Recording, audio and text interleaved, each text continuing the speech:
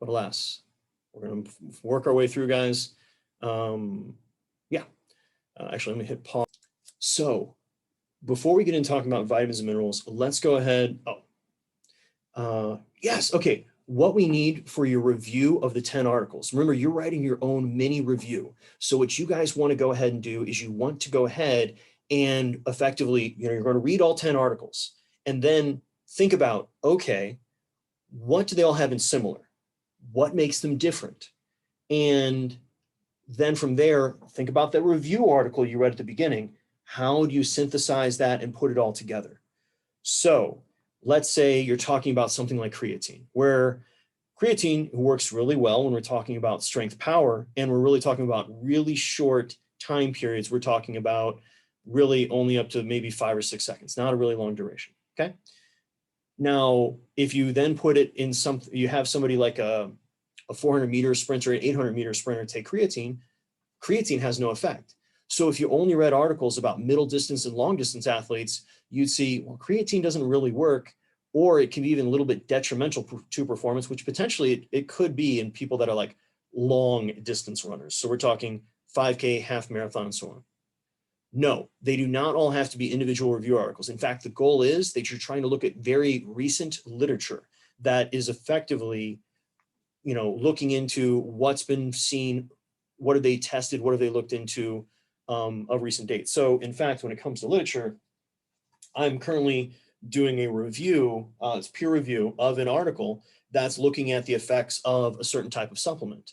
And what's interesting with their idea, and I'm not going to give away the results because it's also through peer review and everything, but it seems to be a good article so far, which is this supplement has been used, but it's been used only in older individuals or individuals with different types of neurological impairments where it is shown to be effective. However, it's marketed as a supplement to, bodybuilders, weightlifters, athletes, and it doesn't have really any research in healthy or much less athletic populations to show its use. So they're like, well, let's actually give it to a healthy athlete and see what happens.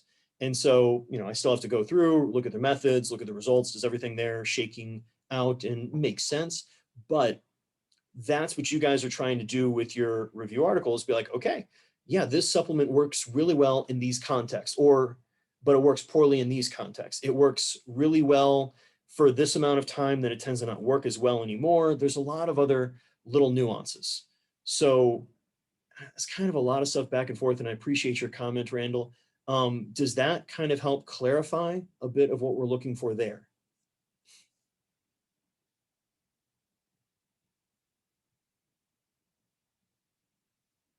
Okay, so a couple things that were kind of consistently popping up on the exams, which I'm pretty happy with the overall performance, which is, remember, nitrogen balance is going to be, are we gaining or losing nitrogen?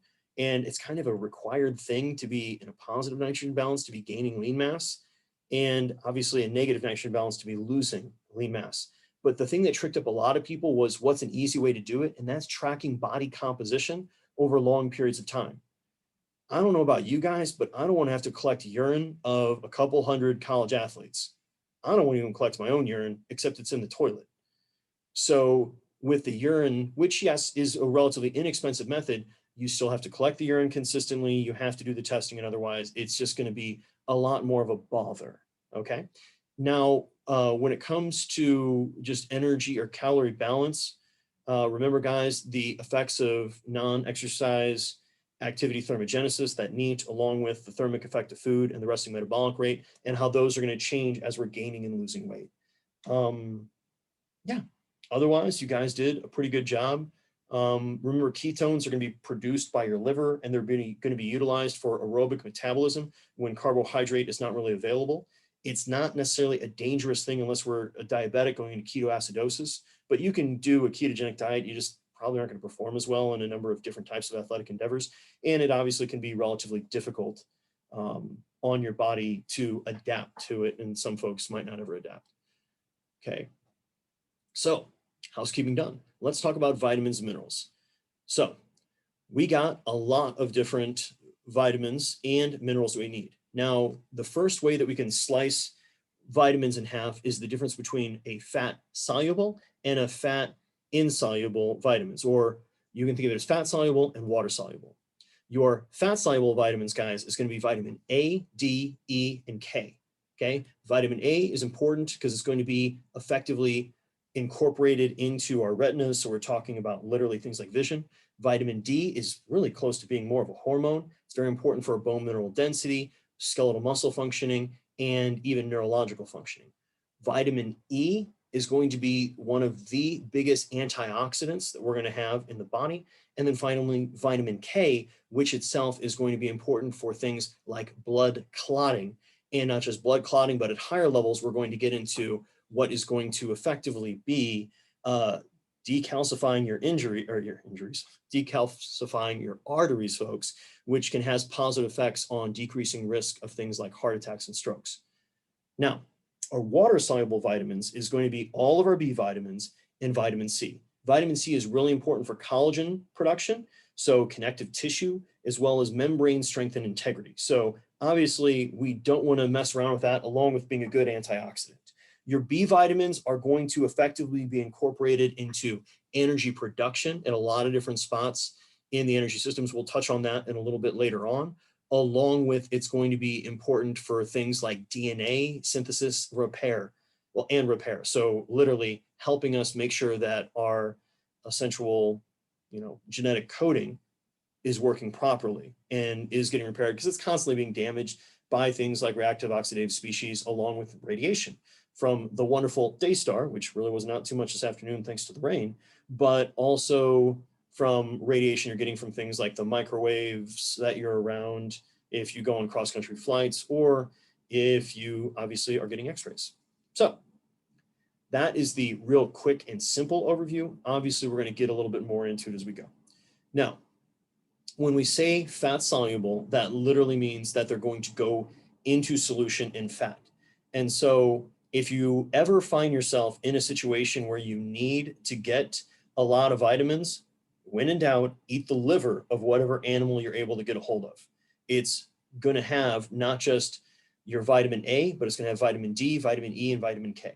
Now, most of our animal products are going to provide us with pretty much every single vitamin and mineral, every single vitamin we need, except for vitamin C. And now we're talking about, obviously, we're doing fruits and vegetables. As far as your B vitamins, once again, that's the water soluble, getting that a lot from meat products. But that being said, you can still get plenty from eating a lot of green leafy vegetables and otherwise.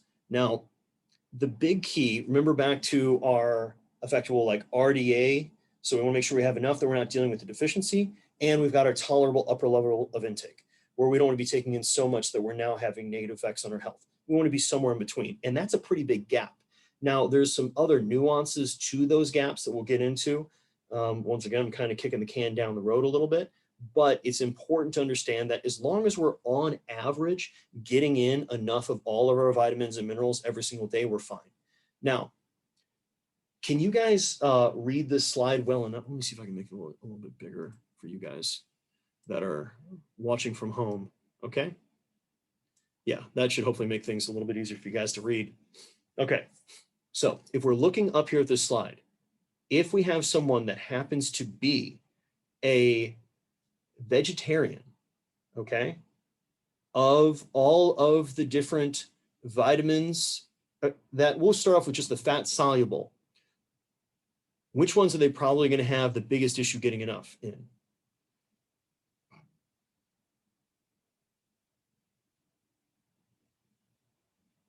B12 and biotin. Oh, no, not just B12. Never mind. Yeah, cobalamin. Yeah. Notice otherwise you can get it from fortified foods. But really, guys, notice you've got kind of options of nearly anything you do. Obviously, for a lacto-ovo vegetarian, well, we've got eggs, which is going to cover a lot of our bases.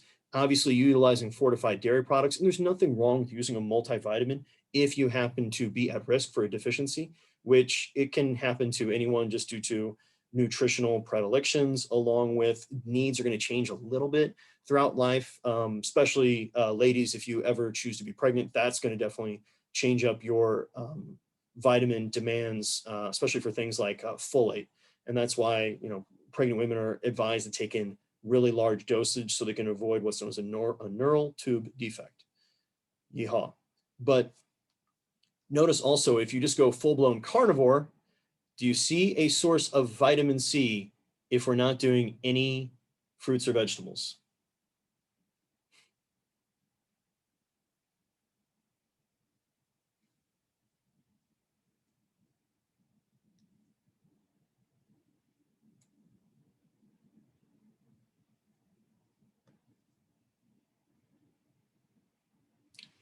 So see how those folks could find themselves in a situation. Now, is it that hard to take a vitamin C tablet or to take a multivitamin?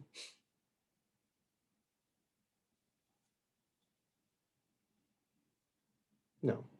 So once again, when you're working with people, think about, okay, given the needs they have, given the different types of vitamins and minerals that they might potentially be deficient in, okay, let's make sure that we're getting in enough of each of these nutrients if they're taking a wide enough variety. So in fact, a friend of mine and I were talking about nutrition literally the other night. He has a family member they've been eating vegan for quite some time that also do not use any oils and effectively make all their own food. So notice if we look over specifically at our fat-soluble vitamins, if you happen to be not taking in any of the fat, or we're not taking any of those fat sources, notice you can easily have some issues with vitamin D, except for notice sunlight on the skin. So if you're getting enough sun exposure, you don't need to worry about actual vitamin D, which is interesting because vitamin D actually is, of all the vitamins, the one that people are most likely to be deficient in. In fact, I think it's a little bit over 50% of the American population because most people aren't getting out in the sun enough and otherwise. So when it comes to things like vitamin E, notice if we're going true vegan and we're making ourselves, you might have issues with cereal products. You're not doing any vegetable oils. You might be making your own seed oil, but that's eating a bunch of seeds where you'd have this opportunity, but still we could potentially have some issues. And notice vitamin K, as long as we're eating a variety. And what's really fun is look at the bacteria inside of your GI is naturally going to make this through the fermentation products. So some folks effectively naturally are making enough vitamin K that they don't actually need to produce it much more. Now, because we like to make things incredibly complex very rapidly, you have to understand that all these vitamins and minerals have subsets. So for example, when we say we're supplementing with vitamin D, well, vitamin D, specifically D3, is going to convert into 25 hydroxy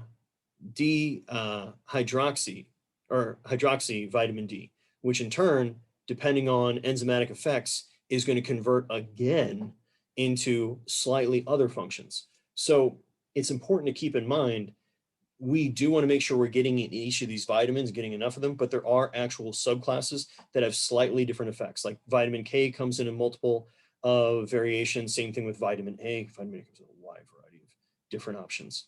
In fact, here are the tocopherols and tocotriols are actual literal different variations on vitamin E. Okay, what we have here is K2 and I believe K7, which are different iterations of vitamin K. And then we can see how we're going to have different types of sterols and modifications. Okay. Don't worry about remembering the different isoforms so much, but just understand they exist. There's more research ongoing as to really how important this really is. So when it comes to recommended intake of vitamins, just look at the RDA, probably go a little bit above that. Easy thing to make sure that we're making a concerted effort to make sure we're getting enough. Now, what's interesting to keep in mind is what we have over here is energy intake followed by amount of vitamin C. Here we have energy intake and amount of thiamine, okay? The top line, notice the RDA for men. The bottom line is the RDA for women. And same thing over here. Now, looking up at these two graphs for individuals and the amount of calories they're taking in. So megajoules will get converted into kcalories. It just, we as Americans are used to doing it more in calories. So just think of it like calories in. What is the basic relationship you see with people that are more at risk for being deficient in their intake of, in this example, thiamine and vitamin C.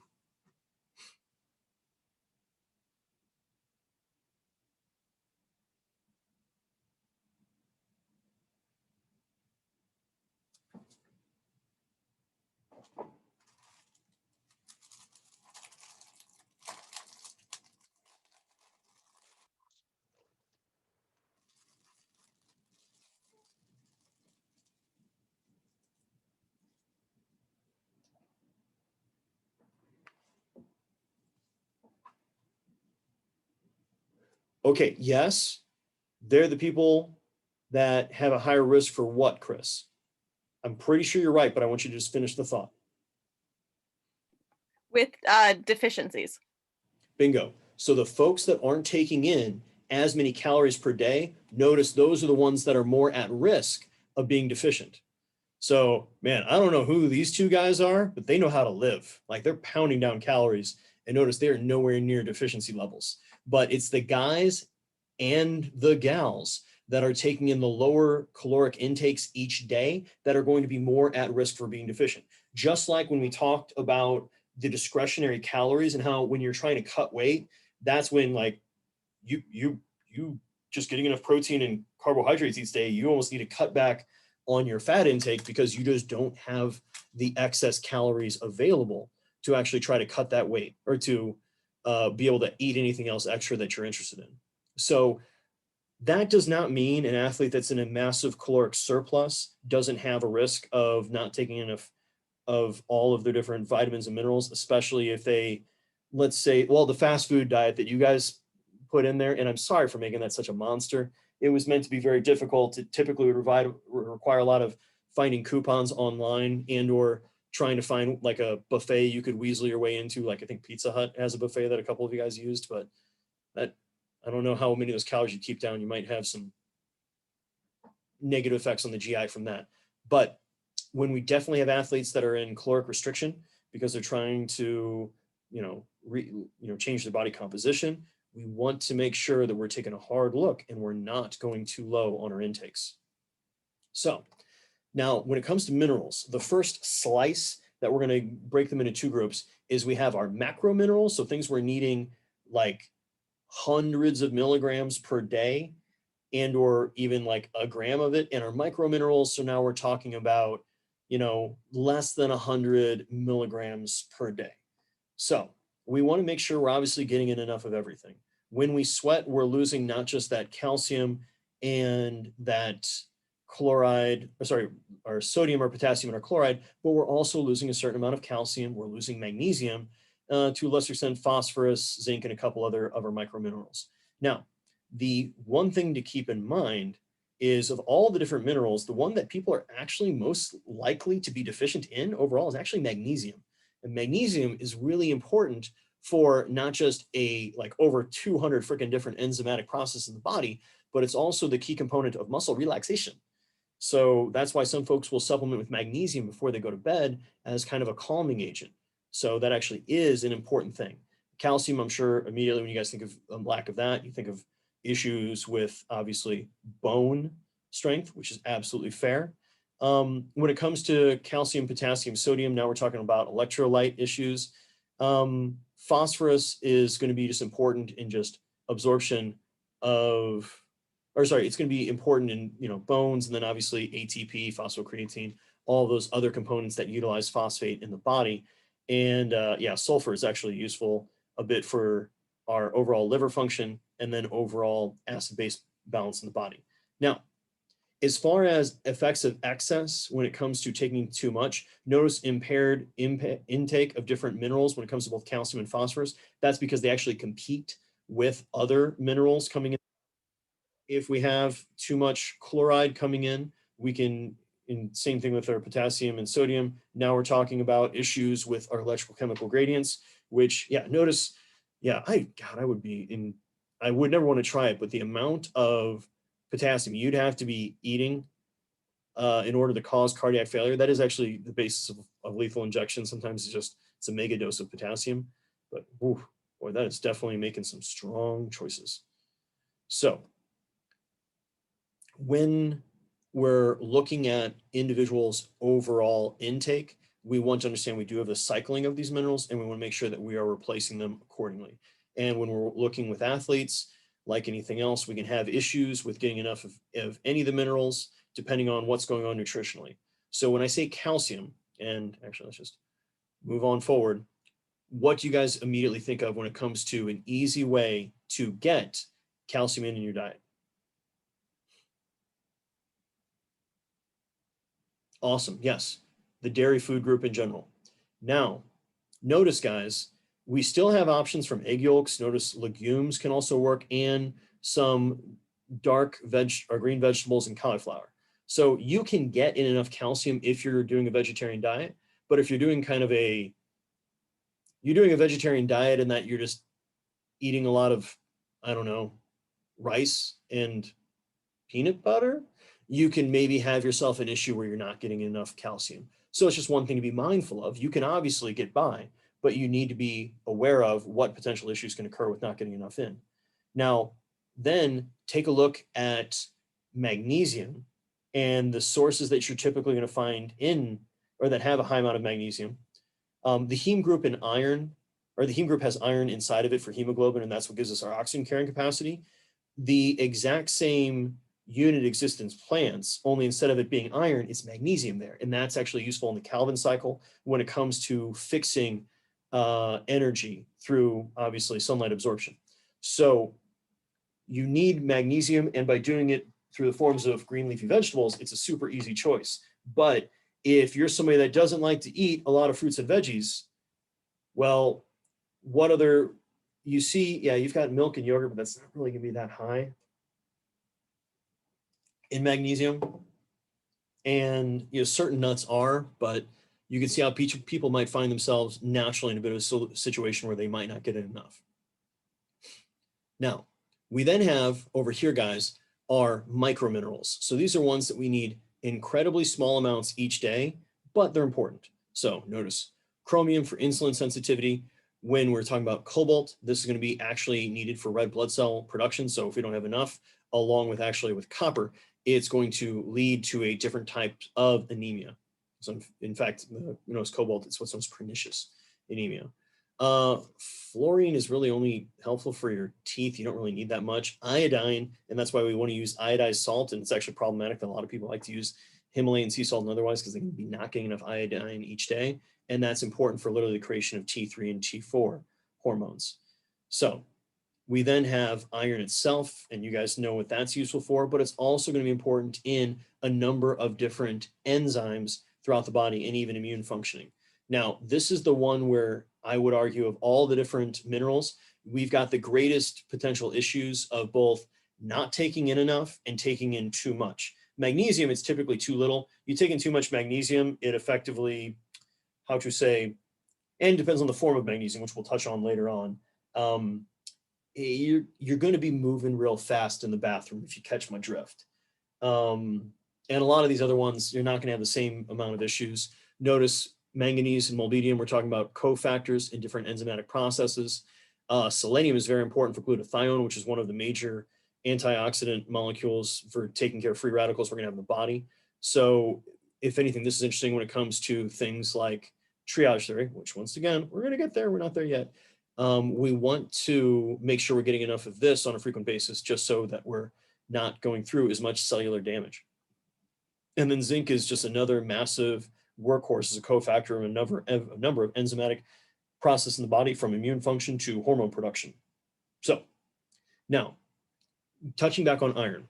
Okay, iron's a fascinating one because we have a number of different storage forms of it. We have ferritin, which is the long-term storage, transferritin, which is the more intermediate, and then your blood iron levels.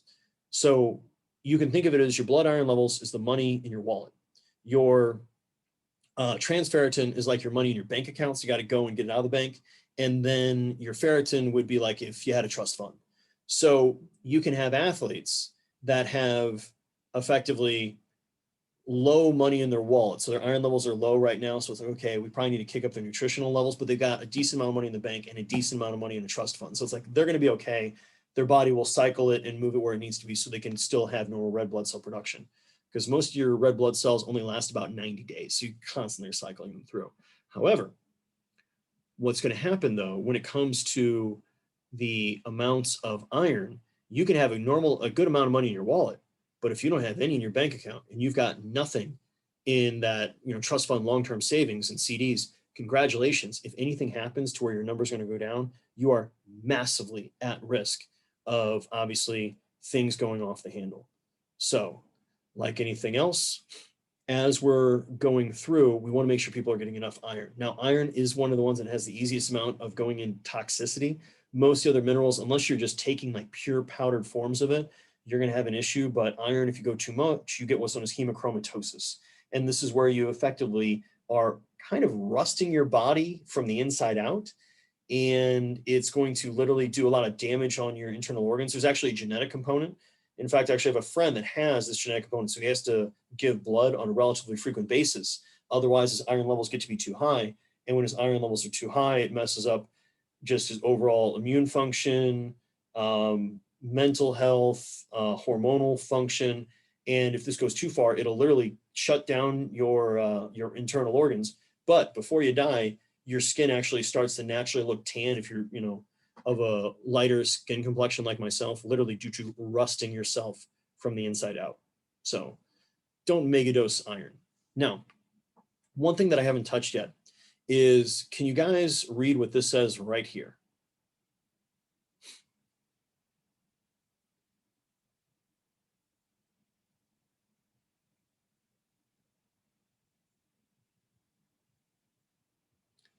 Indeed.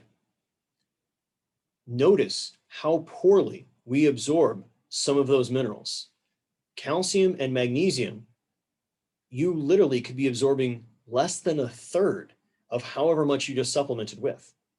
But notice our electrolytes, even phosphorus, I mean, we're doing a good job of taking in the lion's share of effectively whatever we happen to be taking in.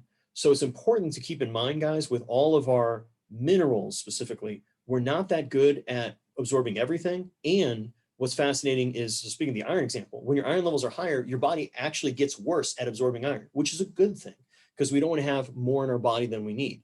Obviously, the antithesis can be true, but we want to make sure as we're going through, we understand that there's also genetic components. So some folks literally absorb things better than others. So you might have an athlete that has a relatively normal intake of all these minerals, but then like their bone mineral density is not changing anymore. It's like, oh, well, we might have an issue with calcium absorption, which then also vitamin D is important in that, along with vitamin K, and then magnesium to a certain extent too, because it all lines together, guys.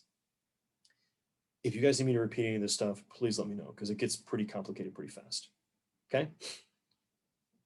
So we have our recommended daily intake. So you guys can see how we have our RDAs. Notice how little chromium you're actually going to absorb. Copper isn't great either. Notice iron, if it's heme iron, so coming from an animal source, it's great. If it's non-heme iron, so it's coming from a vegetable, it's incredibly poor. Due to women obviously having a menstrual cycle compared to men, notice, guys, their iron needs are going to be far higher than males, whereas pretty much everything else, it's either going to be the same between the two genders or it's going to be higher for males, typically because males have a larger body size. Now, when we're exercising, remember we're losing a solid amount through sweat. So turns out that's when we want to make sure, notice we're losing copper, iron, and zinc through sweat. So if you guys are out there doing a lot of work, especially in the heat, we're needing not just more of those macro minerals, but we're also needing more of those micro minerals. And specifically, when you're looking at athletes, and notice, guys, this is a calcium intake, total calorie intake per day. Does this seem similar to when we talked about vitamin C and thiamine?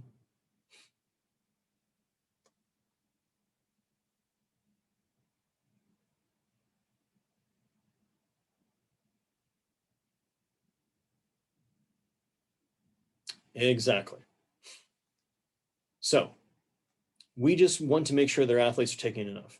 Notice different reasons why athletes might not be getting enough minerals. Well, turns out low body weight and then low energy intake, which happens in a number of sports that have a really, really high emphasis on smaller body sizes.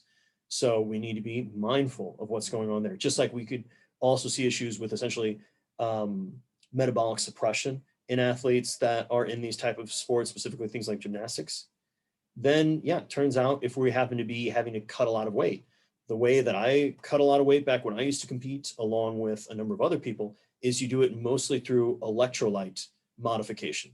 So you literally are going to start to cut back on your fluid intake, and you're also losing all of those different minerals that come out of sweat because you'd sweat it out in hot tubs, saunas, hot baths. Don't feel that ethical of giving you guys the ways that work. If any of you guys ever decide to compete and you need to make weight for a weight class, that is a conversation that we can have one-on-one. Otherwise, I don't really want to give that information. Bodybuilders, same thing. They're going to be losing a lot of not just body fat to get lean for the competition, but they're also going to be losing a lot of water weight so they can essentially dry out and look better. Some of you guys maybe have seen this where the night after, how to say, you maybe went out and did a lot of drinking, you woke up and you're like, man, I look lean. I feel like crap, but I look lean, because it turns out you're dehydrated. So that's going to decrease the amount of fluid underneath the surface of your skin, naturally going to make you look a little bit leaner. And then notice individuals that are doing essentially different types of diets. That vegetarian diet, we can have issues with mineral intake if we're doing a lot of endurance work. So notice the heme iron to non-heme iron intake we just talked about. And then potentially issues with our electrolytes because they might not just be using that much salt on their foods. And once again, if we're sweating a lot, we're going to have huge, huge turnover. So we talked briefly about iron and how that balance works in the body. This right here is going to be calcium. Now, notice this calcium balance. So we've got high levels in the blood and low levels in the blood, and what's going on here. So as you guys are looking at this flow chart, okay, notice how we've got parathyroid hormone here, that's PTH stands for, and then we've got vitamin D, and then we've also got effectively our ability to excrete a little bit more calcium when it's high, okay? Now, when our calcium level is low, and if we're doing it for long periods of time, what can we naturally run ourselves into a situation with when it comes to risk for injury with athletes?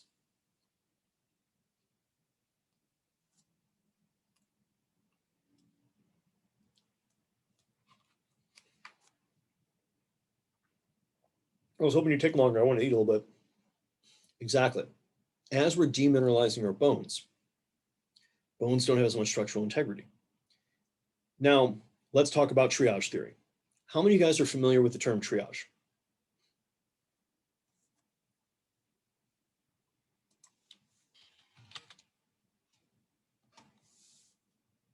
Absolutely. Alex or Chris, who wants to try to give everybody the basic explanation of triage theory?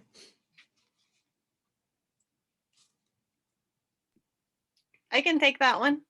So triage is a way to like maybe, well, yeah, maybe Kennedy knows even better. But in like a wilderness medicine scenario, we talk about triage to mean like if you have a situation where there are numerous patients, you would tend to categorize them depending on their level of need. And the ones who are like at most risk of having an adverse circumstance soon, they would be the ones who would need care first. And then the ones who are like maybe just a little bit tired or dealing with something that's like not life-threatening, they get care last. Good, good. So just to build a little bit on, it's actually originally from World War I field medics. It was the kind of the pop-up hospitals they drag the people back to, and they triage them into three groups. The one group that pretty much no matter what they did, they were going to die, given the medical abilities they had at that time and the severity of their injuries. Group two, if they just let them be, they were going to make it. They'd be fine. Like they were definitely messed up, but they'd be okay. And then group three, and that's the one they wanted to find, the people that if they don't do anything, they will die, but if they do something, they'll survive. So then you triage them out. And so the basic idea is, how long is your body trying to live for? It's just trying to survive for that day. Boom, killing it. Absolutely. Your body is just trying to get through today. That's it. So what's more important for your body in the surviving right now? Because your body doesn't know that you like to go for a long run or, Okay, I'm sorry. I'm going to pick on you, Tori, just because it's topical and it makes sense. Tori's body doesn't know she plays softball. Tori, her nervous system knows she plays softball. All her shoulder knows is, for some reason, I got to spin around in a real high speed hundreds of times a week while I'm kind of driving myself towards something. And it seems to be really important. So I need to be able to do this. It doesn't know that she's, participating in a collegiate sport, which she obviously, well, hopefully enjoys. It just knows it's trying to survive right now. So what do you think is more important for Tori when it comes to calcium? Getting that calcium into the blood so that way her muscles can contract, or making sure that her bones stay super dense and they never risk breaking? It's the muscle contraction. So that's why, specifically with long distance athletes, when they've been going for so long into this low calcium state, and once again, it's not necessarily that they're not taking enough calcium. Remember, they have those sweat losses every single day, and they're naturally getting damage to their bones from all the running. Those forces combined, congratulations, now we're running the risk of stress fractures. So it's really important when we're working with these athletes that we're keeping in mind, are we getting enough of each of these vitamins and minerals on average throughout the day? And at the same time, the body's just trying to get through today. So it's going to make sacrifices for your future to get you through the right now. Does triage theory make sense to you guys? Because we're going to find that with vitamin K when I talked about the low level intake. Now we're talking about making sure blood clots. The next level intake, now we're talking about decalcifying our arteries. And that's really good for long-term, well, actually mineralizing our bones and then helping with decalcifying our arteries. And selenium is kind of the same relationship too, but that's still in its infancy. I will take that as everybody is in agreement with me. Cool. Thank you guys. Now, you guys have probably all heard the term antioxidants before. What the heck is an oxidant? Like, why do we even need an antioxidant in the first place? And I mean, the answer is on the slide, but I want you guys, go ahead. Who wants to take a shot and explain what a reactive oxidative species is? So, AKA, what is this oxidant?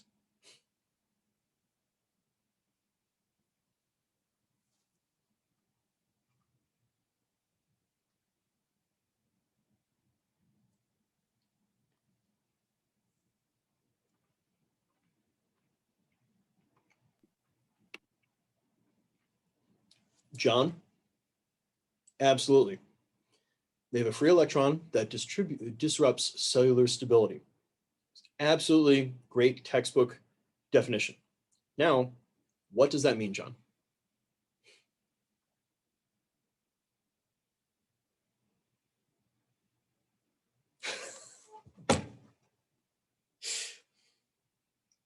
Yes, it causes reactions that we do not want. Awesome. Okay. It's like, yeah, and I don't mean to be mean to anyone, guys, but you guys ever had that moment before you're like, okay, now tell it to me simpler. No, simpler. So when it causes reactions we don't want, well, literally these free radicals, these reactive oxidative species, and notice we've got a lot of different variations that they can convert in between over here. We've got both reactive oxidative species and reactive nitrogenous species. And if these are not resolved through, notice vitamin E, vitamin C, glutathione, and NAD, pH, and NAD to effectively be taken up. And so that's, we see the use of vitamin C, or vitamin E, vitamin C, selenium, and then this copper and zinc for effectively breaking down these oxygen-free radicals and making hydrogen peroxide, and then hydrogen peroxide is going to convert out accordingly. They're literally going to break down your proteins. They're going to essentially mess up those chemical configurations of effectively that free electron is going to work its way in there and cause something to effectively become unbound to where it should have been beforehand.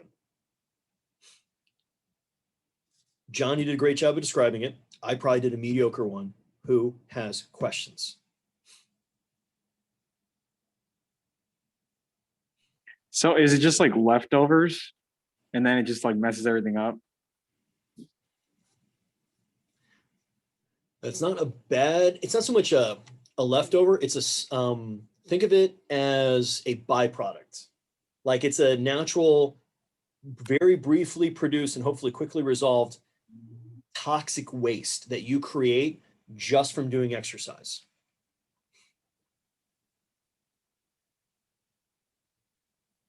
The answer to that, Tori, is they are unequivocally good because they're going to resolve them quickly before they're going to bind to things they shouldn't be binding to and doing damage.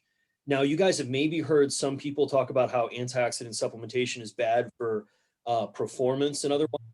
The reasoning they say that is because we have our own natural antioxidants that we produce. Notice the glutathione and so forth. If we're constantly just taking in effectively, well, part of the production of these antioxidants cause signaling inside of our body of a number of different enzymes to resolve them, which actually makes us more robust. It actually makes us effectively able to deal with a little bit more damage.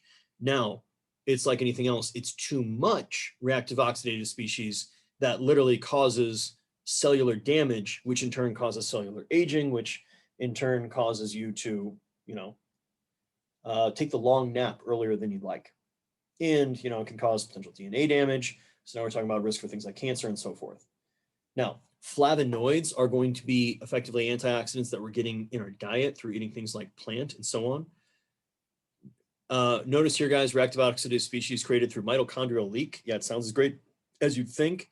Ischemia, reperfusion, meaning lack of blood flow, then a lot of blood flow, and neutrophil degranulation. So we're talking about changes, degranulation of your immune cells. So it's essentially falling apart.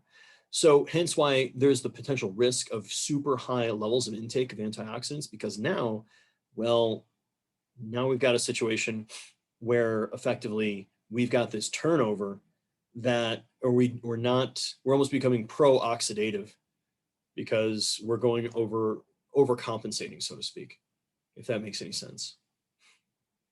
So ask questions. Tori, did that clarify your question?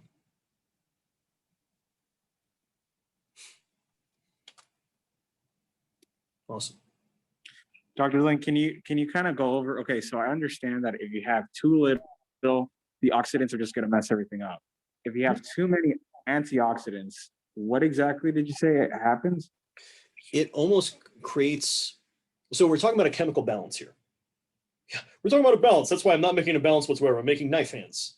Remember, guys, never point a finger at somebody, because then you have one finger pointing at them and 4 fingers pointing back at you. Always point with knife hands. So you have all 5 fingers always pointing at that person. So we have a balance. I'm sorry, guys.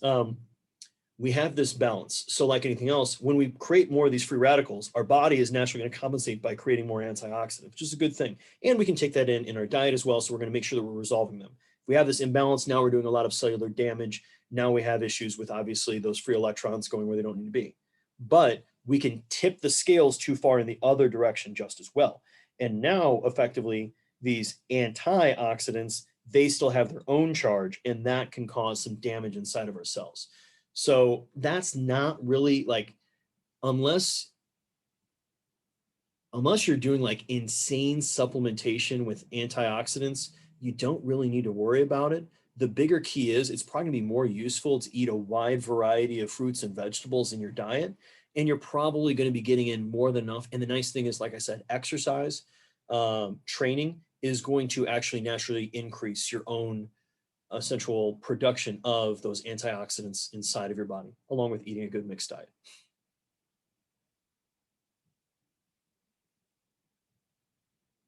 So do not worry about having to memorize these happy little pathways. But when we talk about the free radical, that now can be converted into hydrogen peroxide, or this is going to be a reactive nitrogenous species, which in turn can cause nitration or nitrosation of different compounds in the body, and then obviously oxidation. So now we're talking about, we're adding those electrons where we don't need to be. So we have a number of endogenous factors. This is ways that we're naturally going to be producing producing these reactive species, okay? So this is our immune cells. We've got our endothelium itself, our nervous system just working, and then obviously we've got energy production. Then we have environmental factors, chemicals, tobacco, foods, yes, sadly enough to a certain extent, especially if you really like smoking meat and otherwise.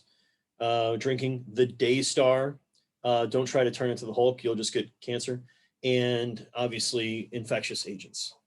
So this isn't something to be terrified of, but more or less just have an appreciation for if we have a lot of this happening inside of the body that's going effectively unchecked, now we're running ourselves into a risk where effectively we're going to be once again accumulating more of these, doing this damage to our proteins and our DNA inside of our cells, which in turn is going to cause them to turn over faster and in turn age you faster.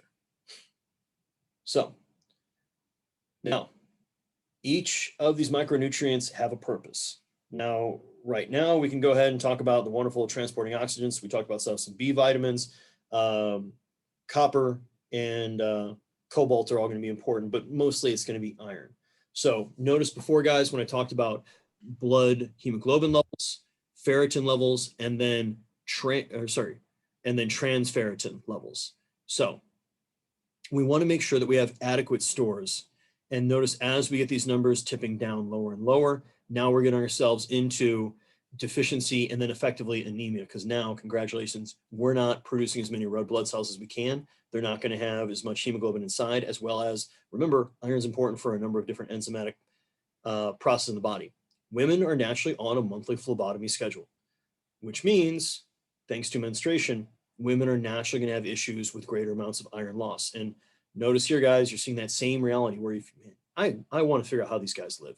Mind you, notice this is an older reference from the late 80s, but every single lady in the study did not take enough iron per day. Now, remember, heme iron is going to be your best bet.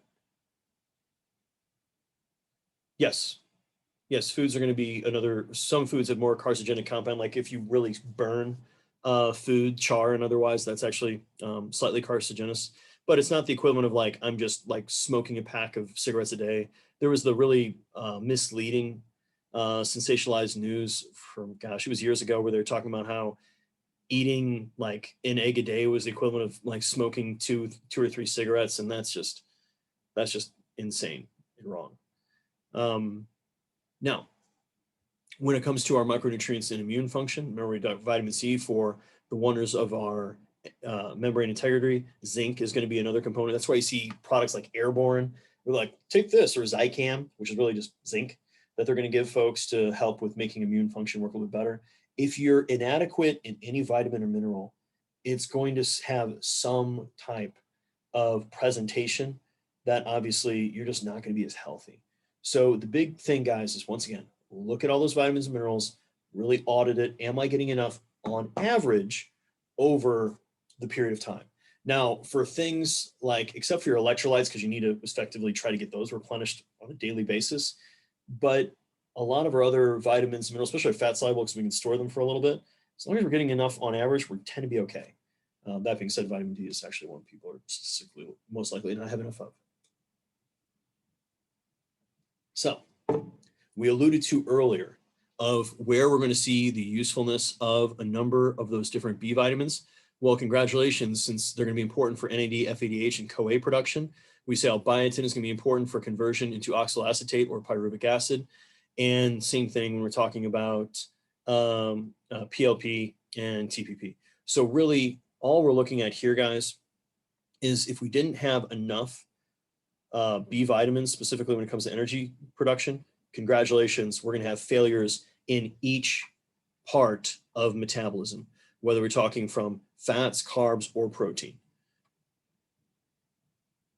Now, what we have here is just simple sodium and potassium intake. Now, sodium, it's really not that hard to find. It's going to be really in just about every single thing you're eating. In fact, trying to eat a true low sodium diet can be quite the challenge. And that's why people that are typically trying to do a low sodium diet naturally seem to find themselves more in a vegetarian style diet. Because remember, we don't have a hormonal way to remove excess sodium.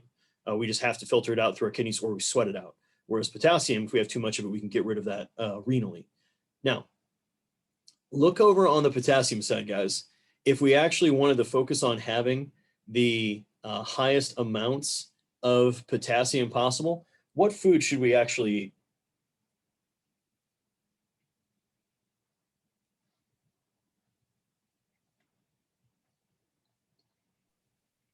Potatoes. How many of you guys would have thought that before seeing this?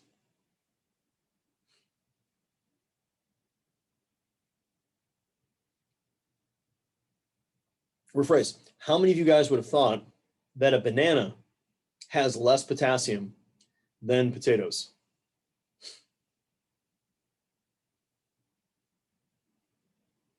Yeah, I'm in the same boat. Don't get me wrong. You know, some coconut milk can obviously going to be much higher, but you're going to find, like anything else, it's not like you can only do coconuts or potassium, or for potassium or bananas. It turns out just eat potatoes.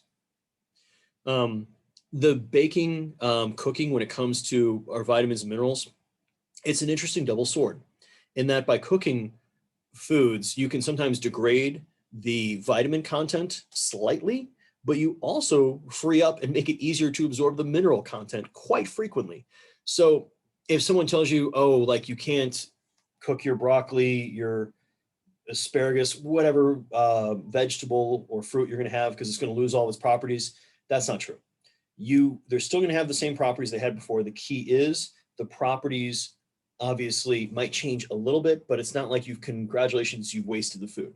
The only time you've done that, guys, where you've cooked the food and it's no longer serving its nutritional purpose is when it's just a straight up charcoal briquette. Now, my own prejudice though, is anyone that eats their steak well done. Why are you doing that? You should never do that to steak. Medium rare or no go. I'm kidding. If any of you guys like your steak well done, I would be intrigued to know why that is. For chicken, I'm on board, but I just don't understand that with beef. But anyways, that's my prejudices. We don't need to talk about that. Dr. Lane, do you mind repeating again? So if you cook it more, you said it's more vitamin or is it more mineral? Okay, so when we're cooking food, we're exactly what I just did. Yeah, we're literally making it a lot easier to effectively eat. We're freeing things up. We're breaking down the proteins. We're making things opened up. So What kind of shows are you into? how I mean, I'm watching Talking Winter Soldier. Trey, if you don't mind, can you mute yourself, buddy? They're to go ahead and have that magnesium in the middle of that heme group. And so when we start to break down that heme group through cooking it, it's going to make it a lot easier to absorb it. So like where your minerals were kind of built into different enzymes, well, when we cook it, we get those things to kind of open, which makes it a lot easier to break it down and absorb it. Now, the vitamins, because vitamins are all carbon-based, so like anything else, if we heat them up far enough, we're going to start to destroy a little bit of those vitamins inside of them, just like we're going to destroy some of those proteins and otherwise. But it's not, once again, like we go from like, wow, I'm doing it wrong. If you're trying to eat apple pie as your way to get the vitamins that are going to naturally occur in apples, you're not exactly doing a great job nutritionally, but it was the only thing I could think of rapidly. You're still getting a lot of those vitamins, just not as much if you just would have eaten the apple plain. Does that make sense to you guys? Yes. Okay. Hey, the goal is for you guys to learn. And remember, I got to find the way to say it to you guys that you guys understand it. Now we have here is this is not individual people over a given day. These are different sporting teams. Okay. So this is, notice again, that older article from Bart where we're looking at different endurance athletes, strength athletes, and team sports. In fact, did I?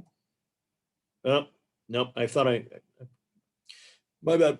I thought I put the actual bottom side here. Notice what we've got over here, guys, is going to be vitamin C, B2, and B6. Now, when we're looking at our athletes, even in our endurance and strength athletes, which in theory are going to be eating a lot of calories, we still had some teams that had below RDAs of vitamin C. And it's not hard to get the RDA of vitamin C. You just have to eat like an orange. Our B12 and B6, depending on what type of meat choices you're doing, vegetable choices, same type situation. It should be relatively easy. Now, the upper parts of these bars, this is going to be where essentially they supplemented. So notice when it comes to B6, if it wasn't for supplementation, every single strength sport and team sport individual would have had inadequate amounts of B6. So once again, it can happen, and it's going to typically be related to overall caloric intake and not eating a good variety of foods. So if your goal was to not get in enough vitamins and minerals every day, but you're still getting enough calories, what would you do nutritionally?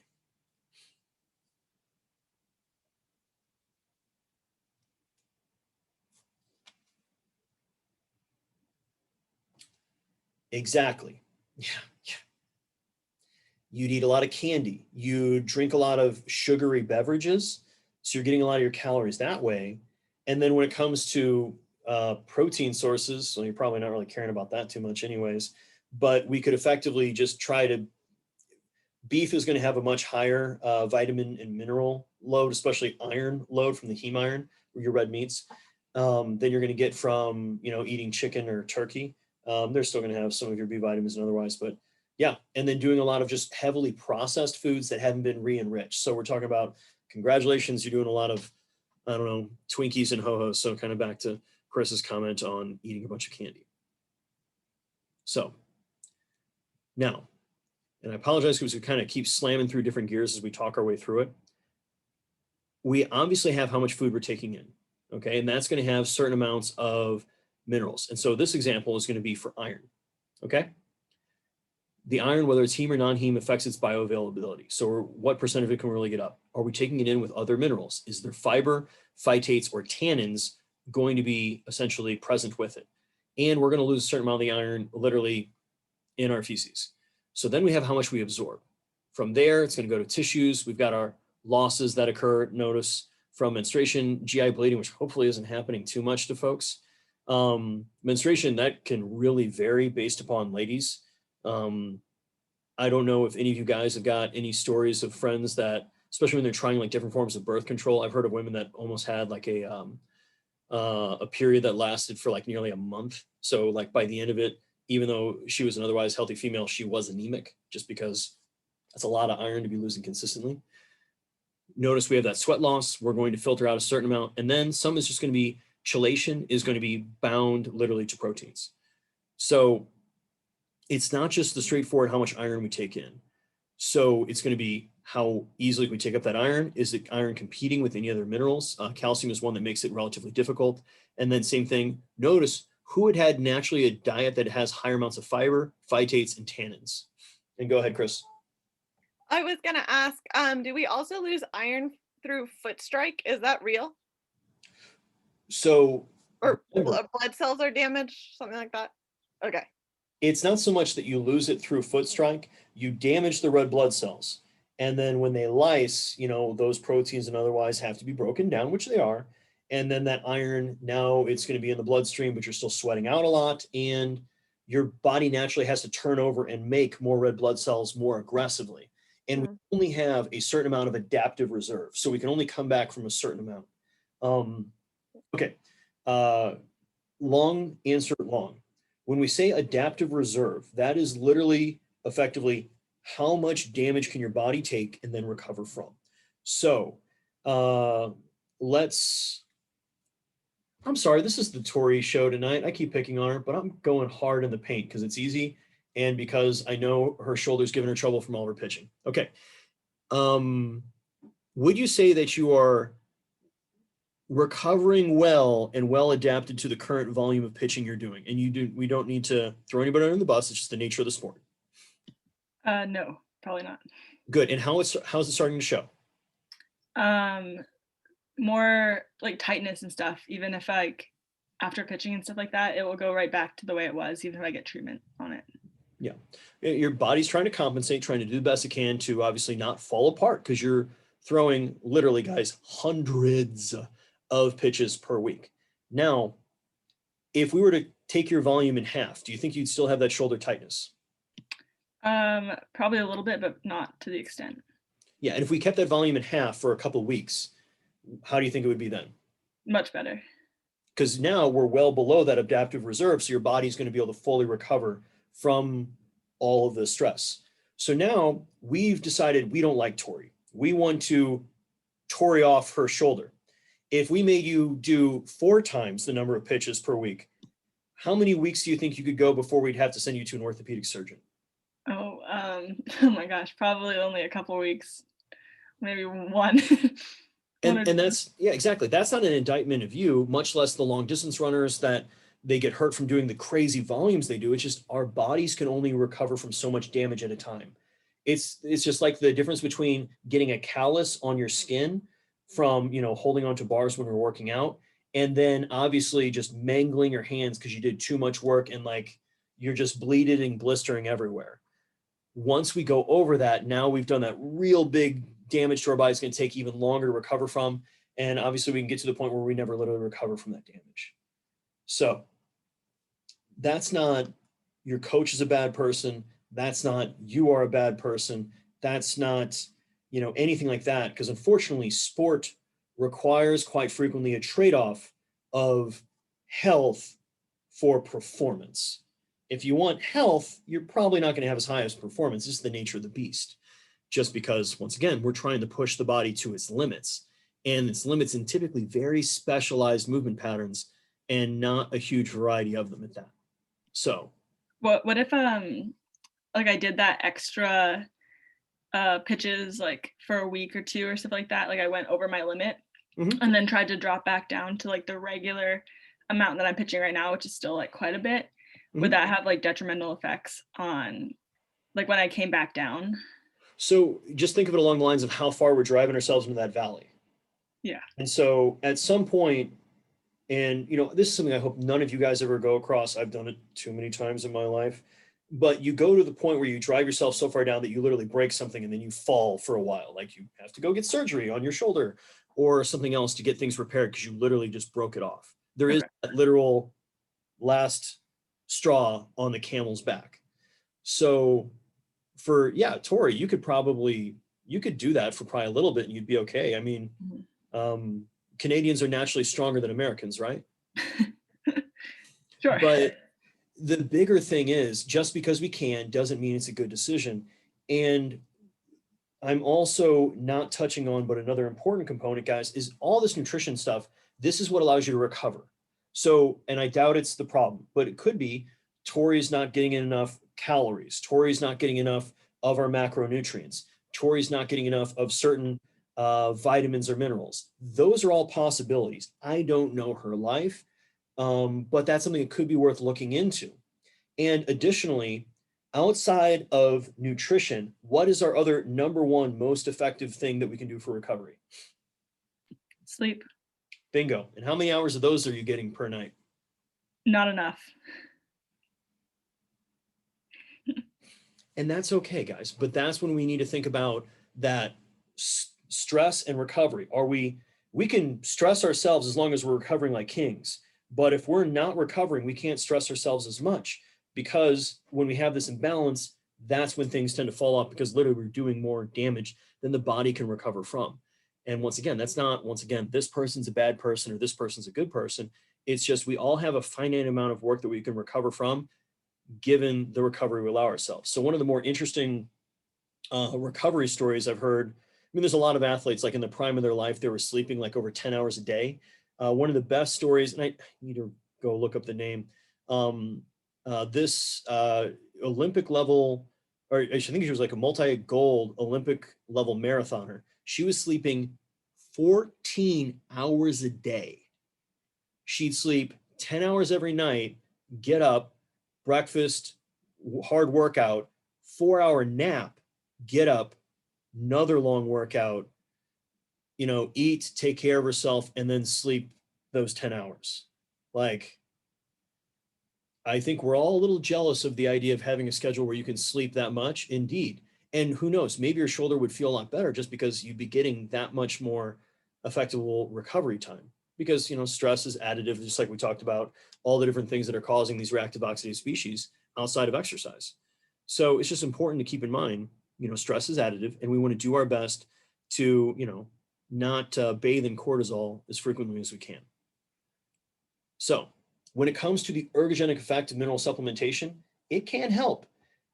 if you're deficient, and or maybe doing things like excessive, like sodium loading can actually be useful in strength sports because you're so bloated from water retention, it improves your leverages. You can also see some potential positive effects of just making sure that we've got optimal levels of each of these minerals. And like I said, in vitamins, your average American has a pretty high chance of being deficient in vitamin D and being deficient in magnesium. So typically starting off by looking at those two vitamins and minerals is going to be a good place to start, along with just looking holistically at the diet. So if someone is just not eating a certain food group, that's going to give us keys that, okay, well, someone's not doing dairy, probably need to take a look at calcium. Someone's not doing any red meats whatsoever, might want to take a look at iron. If someone's not eating fruits or vegetables, definitely want to look at magnesium, and we want to look at a number of other essential things like vitamin E and other vitamins that they might not be getting enough of. So our real end-all kind of statement here for working with an athlete is just making sure that we're getting enough. If we're concerned that we're not getting enough of anything, that's where I would suggest the individual takes a look at literally just taking a multivitamin. Doesn't have to be anything insane. You can just go get yourself a Flintstones. Yes, the bioavailability of some of those vitamins and minerals are much lower than you'd think. And we're going to have you guys work in small groups on that in a couple seconds, but just making sure that we're getting in enough of everything on a daily basis in the variety of forms that we're looking for. So any questions, comments, concerns before we're going to go ahead and divide you guys up into 3 different groups. So what we're going to specifically do is, and since we don't have that many people, okay, group 1 is going to be in charge of looking at magnesium. Group 2 is going to be in charge of looking at, vitamin D, and then group 4 is going to be looking at vitamin A. And I want you guys to talk about the different isoforms. So magnesium comes in magnesium oxide, which is a really good thing for, keeping your stool soft.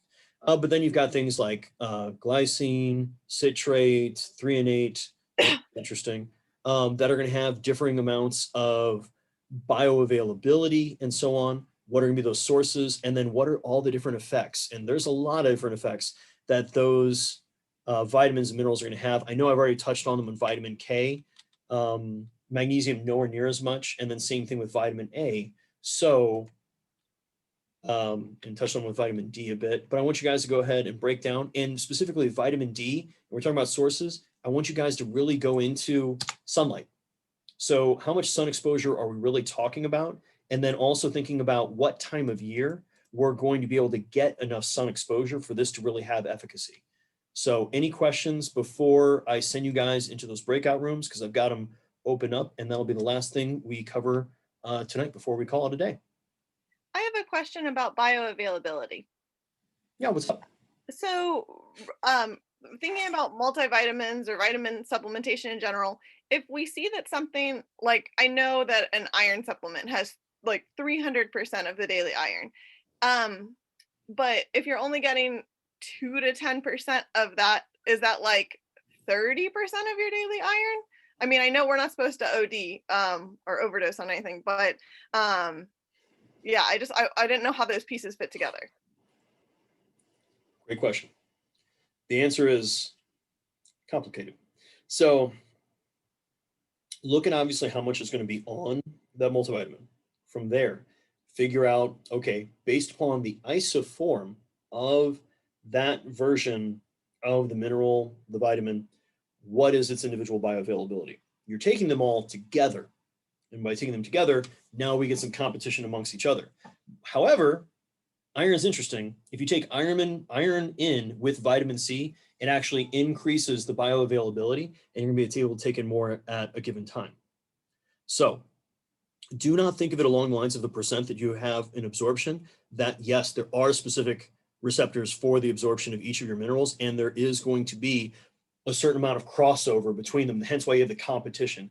And calcium is a real D-bag. While you guys are working in your breakout rooms, I'll go into the different crossover receptors between the minerals, so we can have a little fun with that as well.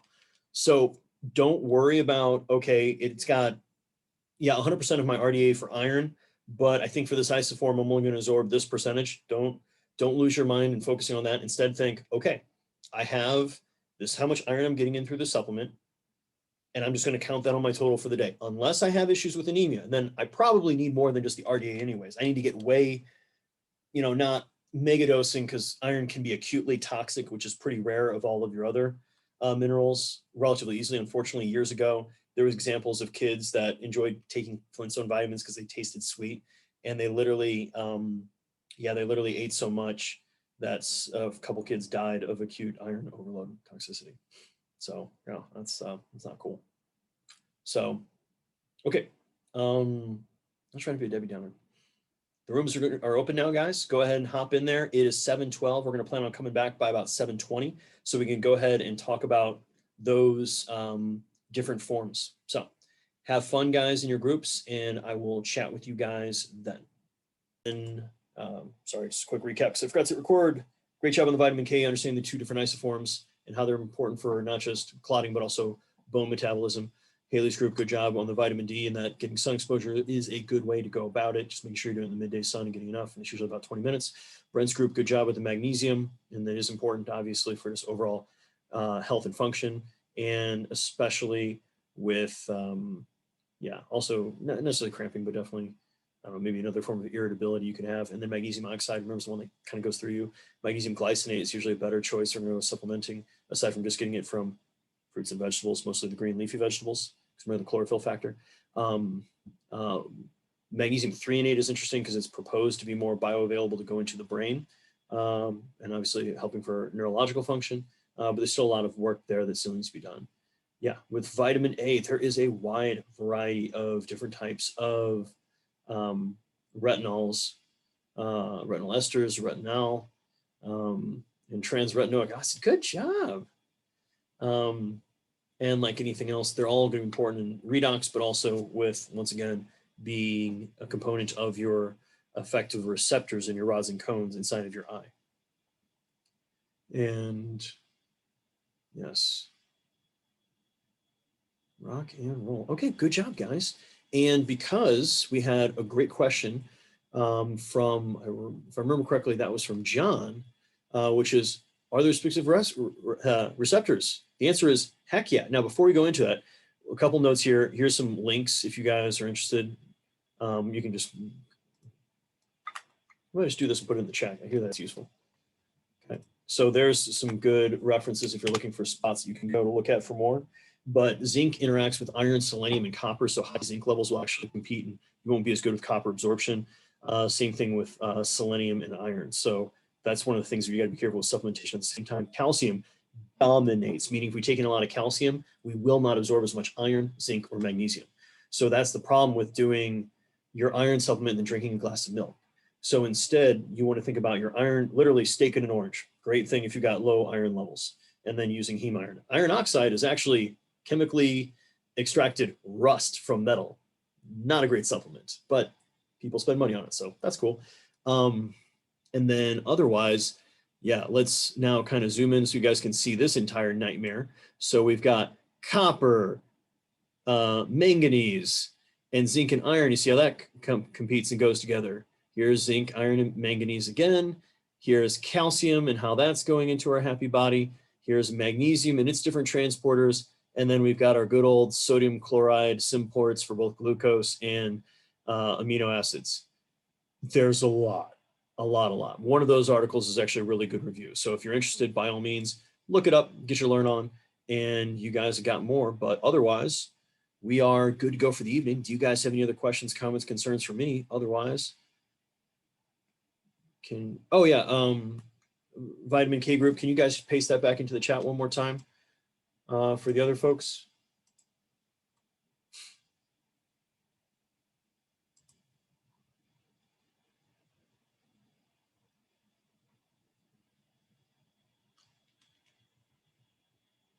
Sorry, Chris.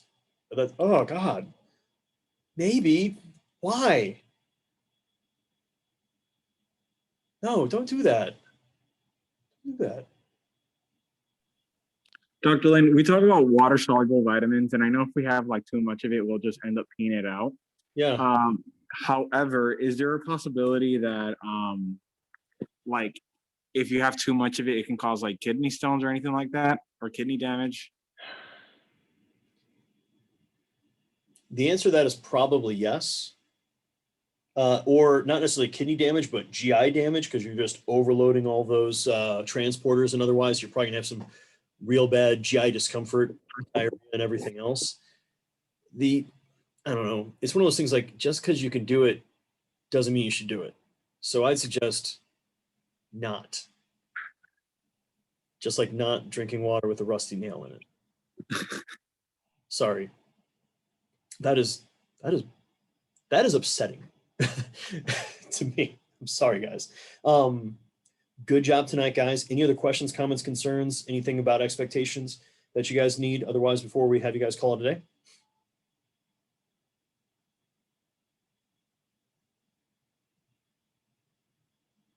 Seeing as how there's a hush over the crowd, I will take it as we all good. So stay safe out there, guys. Have a great night and chat with you guys soon. If you have any questions, you know how to get a hold of me. Bye-bye.